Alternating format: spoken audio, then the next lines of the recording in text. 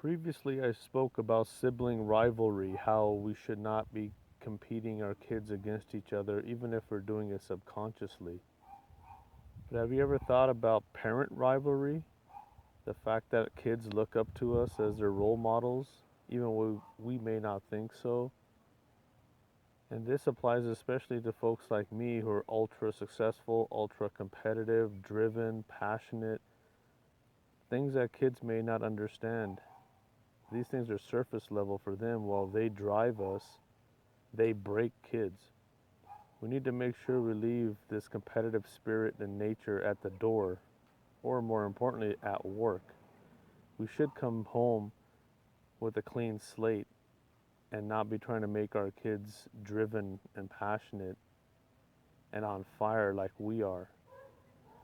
I feel like I didn't do too well of a job of this.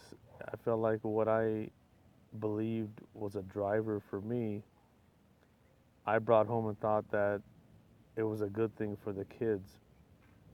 Looking back now, nothing was ever good enough for me. I came from a life that was basic, grew up in farming, so anything I did better than farming was going to be okay for me.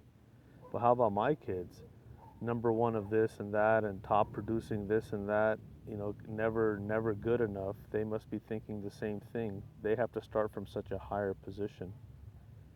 And I can only imagine people like movie stars and singers and those celebrities, their kids. Now I see why those kids turn to addictions and alcohol and drugs, and why society puts so much pressure on them to be like their parents.